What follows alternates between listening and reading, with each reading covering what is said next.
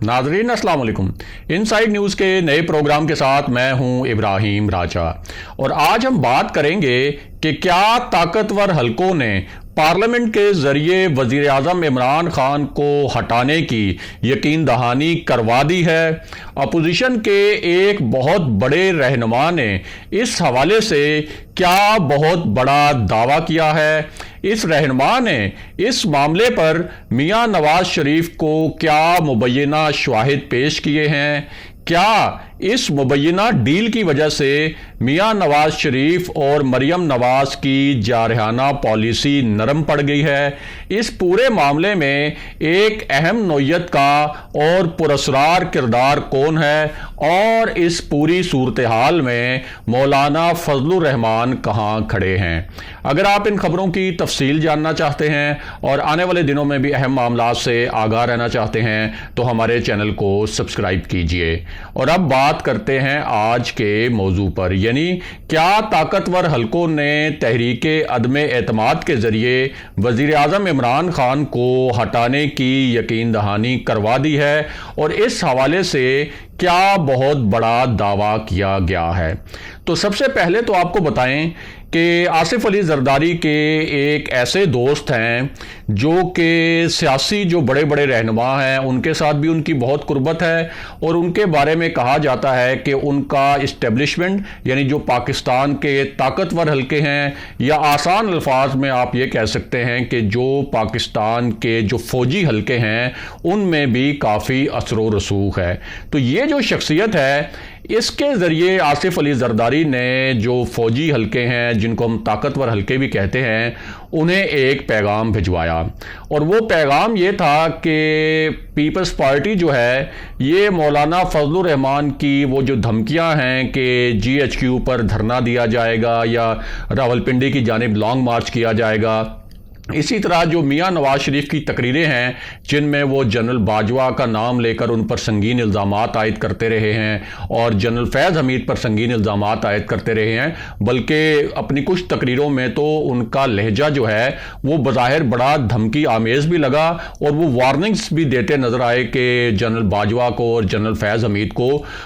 हिसाब देना पड़ेगा जो इलेक्शन में मुबैना धांधली हुई मियां नवाज शरीफ के बकौल। तो इस पूरी सूरत हाल में आसिफ अली जरदारी ने एक अपनी करीबी शख्सियत जो बड़ी नॉन शख्सियत है उनके ज़रिए ताकतवर हलकों को पैगाम भेजा कि पीपल्स पार्टी जो है वो इस रास्ते पर चलकर यानी फौजी क़यादत के ख़िलाफ़ और GHQ पर धरनों जैसी जो बातें हैं इस रास्ते पर चलकर इस हुकूमत को नहीं गिराना चाहती और मौलाना फजलुर रहमान की इस हवाले से जो जारहाना पॉलिसी है और जो मियां नवाज शरीफ की जो जारहाना पॉलिसी है उससे पीपल्स पार्टी का कोई ताल्लुक नहीं है। और जाहिर है कि आसिफ अली जरदारी ने जब ये पैगाम भिजवाया और जिस दोस्त के ज़रिए भिजवाया तो उनका मकसद ये था कि वो एक ये इस किस्म का पैगाम भिजवा के यानी मफामत का और मसालियत का पैगाम भिजवा कर अपने जो उनके ऊपर मुकदमात हैं और पीपल्स पार्टी की जो दीगर मरकज़ी रहनुमाओं के ख़िलाफ़ मुकदमात हैं उनमें कोई रिलीफ हासिल कर लें, इस चीज़ के बदले कि वो PDM की जो दीगर जमातों की एग्रेसिव पॉलिसी है उस पॉलिसी का साथ नहीं देंगे। इसके साथ साथ आसिफ अली जरदारी ने एक और अहम पैगाम भी भिजवाया और वो पैगाम ये था कि पीपल्स पार्टी असम्बलियों से मुस्ताफ़ी नहीं होगी ताकि मुल्क के अंदर कोई आइनी और जो सियासी बहरान है वो भी पैदा ना हो। इसके अलावा इस पैगाम का एक बहुत अहम हिस्सा ये भी था कि पीपल्स पार्टी कोशिश करेगी कि PDM जो है वो अपना लॉन्ग मार्च करे ही ना, और अगर PDM ने लॉन्ग मार्च किया भी तो पीपल्स पार्टी की पूरी कोशिश होगी कि PDM को इस बात पर कायल किया जाए कि ये लॉन्ग मार्च सिर्फ एक दिन का हो, ये इस्लामाबाद में लॉन्ग मार्च आए और ये उसके बाद रेड जोन में भी ना जाए और बिल्कुल धरने में तब्दील ना हो। और अगर इसको धरने में तब्दील करने की कोशिश की गई या इस लॉन्ग मार्च को अगर रेड जोन में लेके जाने की कोशिश की गई तो फिर जो है वो पीपल्स पार्टी PDM से इस मामले पर मुकम्मल तौर पर किनारा कशी अख्तियार कर लेगी।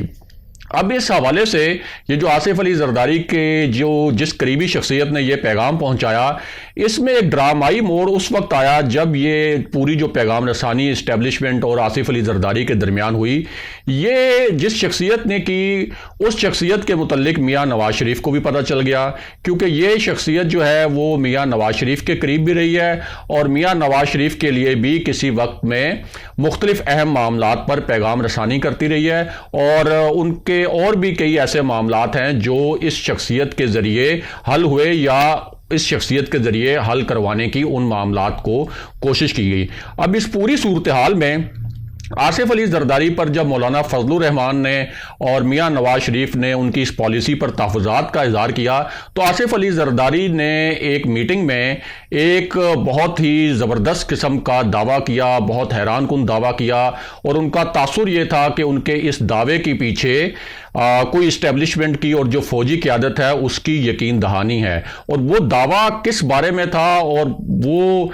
کس قسم کے مبینہ شواہد انہوں نے میاں نواز شریف کے سامنے رکھے، ان شواہد کے بارے میں بھی آپ کو بتاتے ہیں۔ لیکن یہ جو دعویٰ